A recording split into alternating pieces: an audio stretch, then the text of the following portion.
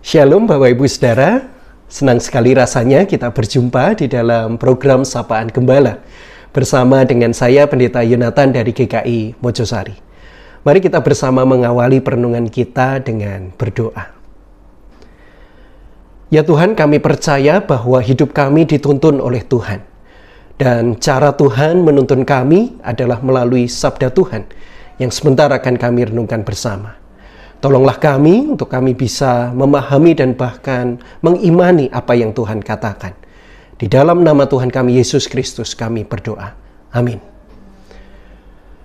Saudara-saudara, bacaan kita hari ini diambil dari Lukas pasalnya yang kelima, ayatnya yang ke-17 hingga 20, lalu dilanjutkan ayat yang ke-25.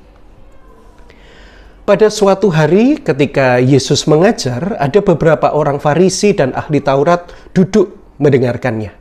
Mereka datang dari semua desa di Galilea dan Yudea dan dari Yerusalem. Kuasa Tuhan menyertai dia sehingga ia dapat menyembuhkan orang sakit. Lalu datanglah beberapa orang mengusung seorang lumpuh di atas tempat tidur. Mereka berusaha membawa dia masuk dan meletakkannya di hadapan Yesus. Karena mereka tidak dapat membawanya masuk berhubung dengan banyaknya orang di situ, naiklah mereka ke atap rumah lalu membongkar atap itu dan menurunkan orang itu dengan tempat tidurnya ke tengah-tengah orang banyak tepat di depan Yesus. Ketika Yesus melihat iman mereka, berkatalah ia, "Hai saudara, dosamu sudah diampuni." Dan seketika itu juga bangunlah ia di depan mereka, lalu mengangkat tempat tidurnya dan pulang ke rumahnya sambil memuliakan Allah. Demikianlah sabda Tuhan. Bapak Ibu Saudara yang saya kasih dalam Kristus Yesus, konon seorang penulis dan aktivis politik dari Amerika yang bernama Helen Keller, dia pernah mengatakan demikian. Berjalan dengan seorang sahabat di kegelapan lebih baik daripada berjalan sendirian dalam terang. Kalimat bijak ini saudara-saudara ingin mengungkapkan kepada kita akan sebuah rahasia kehidupan. Betapa pentingnya keberadaan seorang sahabat yang baik di dalam perjalanan hidup manusia. Seorang sahabat kerap kali amat menentukan jalan hidup kita. Ketika kita memiliki sahabat yang baik, maka kualitas hidup kita juga akan makin terlihat baik. Berbagai persoalan yang nampak rumit, yang sulit sekalipun, jika kita berjalan bersama sahabat-sahabat yang tepat, maka itu akan menjadi sebuah perjalanan yang begitu mengharukan dan bahkan bermakna. Ketika saya mencoba saudara-saudara membayangkan diri saya sebagai seorang yang lumpuh, sebagaimana yang disebutkan di dalam Injil kita hari ini, yang tidak bisa melakukan apa-apa selain berbaring di tempat tidur, rasanya hanya kekalutan batin dan keputusasaan yang saya rasakan setiap waktu.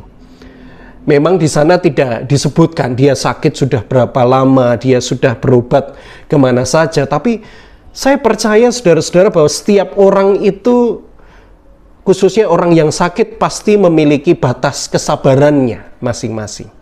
Apalagi bila dia tahu betul bahwa sakitnya ini tidak bisa disembuhkan begitu saja. Segala sesuatu mungkin sudah kita upayakan, tetapi tetap tidak membuahkan hasil. Dan pasti saudara-saudara tidak mudah menumbuhkan kepercayaan dan harapan hidup saat itu. Nah, di titik seperti inilah keberadaan seorang sahabat itu amat menentukan. Beruntunglah saudara-saudara jika di dalam bacaan kita ini orang yang sakit lumpuh ini nampaknya memiliki beberapa rekan dan sahabat yang baik, yang tetap punya semangat, harapan bahwa temannya ini harus sembuh, begitu ya. Mereka mendengar kabar bahwa Yesus yang sudah dikenal oleh masyarakat sebagai tabib tidak jauh dari tempat mereka. Segera mungkin mereka pada saat itu membawa temannya itu yang kemungkinan sudah putus asa dibawa kepada Yesus. Saya tidak tahu saudara-saudara bagaimana percakapan di antara mereka waktu itu, tetapi saya membayangkan mungkin mereka juga awalnya berdebat satu dengan yang lain. Seperti layaknya anggota keluarga kita yang sakit menahun mengatakan kepada kita, udahlah, ngapain sih repot-repot, paling hasilnya sama aja, gitu ya. Tapi temannya memaksa, udah nggak usah banyak bicara, ayo ikut dulu. Sehingga mau tidak mau dia ikut, saudara.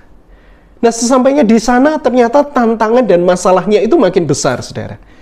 Rumah yang mereka datangi saat itu begitu sesak, sampai-sampai mereka sulit untuk masuk. Ternyata bukan hanya si lumpuh ini yang membutuhkan pertolongan dari Yesus, saudara. Tetapi banyak orang, ya. Nah, dalam situasi semacam itu tidak mungkin mereka berteriak, permisi, saya bawa orang sakit nih, gitu ya. Nggak mungkin, saudara. Karena apa? Karena semua orang di sana pasti ingin sembuh. Saya membayangkan pasti orang lumpuh ini makin putus asa dan berkata kepada temannya, udahlah bro, kita pulang aja, gitu ya. Nggak apa-apa kok, gitu. Kalau saudara-saudara adalah seorang sahabat yang memiliki hati nurani, tentu saudara akan merasa terenyuh dengan perkataan ini, bukan? Tapi ternyata para sahabatnya ini tidak menyerah begitu saja.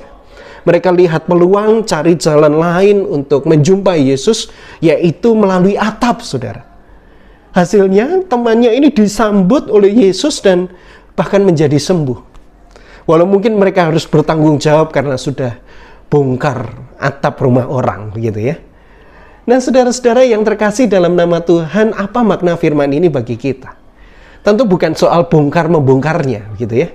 Tetapi bagaimana para sahabat ini mengupayakan hal-hal yang terbaik bagi temannya ini, membuat dia menjadi berdaya kembali, membuat dia tidak kehilangan harapan hidup.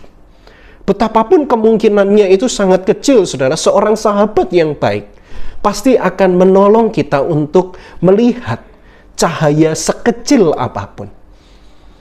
Nah, hari ini kita belajar, saudara-saudara, bila Anda hari ini bergumul dengan berbagai persoalan hidup, pastikan, saudara, kita berjalan dengan sahabat-sahabat yang baik. Karena sekali lagi keberadaan sahabat itu sangat menentukan jalan hidup kita selanjutnya. Jangan sampai kita berjalan dengan seorang yang mungkin kita anggap sahabat, gitu ya, tapi ternyata dia tidak mau bergumul atau bahkan berempati dengan kita. Dan sebaliknya, bila ada seseorang yang membutuhkan pertolongan, saudara, hal yang sama juga diberikan kepada kita. Jadilah sahabat yang baik bagi mereka, yang memiliki spirit semicolon, ya.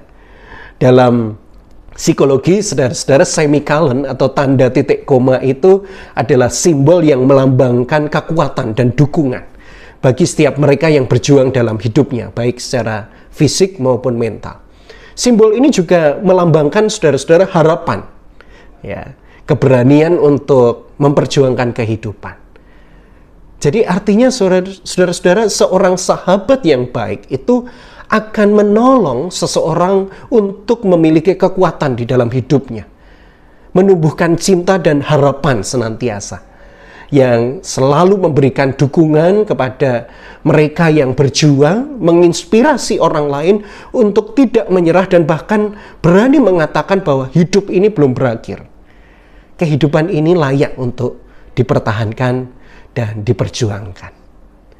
Kiranya kita menjadi sahabat yang demikian, saudara-saudara. Tuhan menolong kita. Mari kita berdoa. Kami bersyukur ya Bapa, bahwa sampai detik ini Tuhan menolong kami dengan berbagai cara. Tuhan mungkin mengirim keluarga dan bahkan para sahabat yang senantiasa menolong kami, sehingga kami bisa melewati berbagai persoalan dan pergumulan hidup ini dengan baik. Biarlah kami juga belajar hari ini, sebagaimana kisah Injil yang sudah kita baca dan kami baca saat ini, biarlah kami juga semakin belajar untuk menempatkan diri kami sebagai seorang sahabat yang baik, yang senantiasa menginspirasi dan bahkan memberikan kekuatan dan daya hidup bagi setiap mereka yang menyerah di dalam hidupnya. Terima kasih ya Bapa, biarlah firman yang kami baca dan kami renungkan ini boleh menghiasi dan memberikan kekuatan kepada kami untuk kami bisa menapaki kehidupan kami hari ini. Hanya di dalam nama Tuhan kami Yesus Kristus kami telah berdoa. Amin. Shalom Bapak Ibu Saudara. Tuhan memberkati.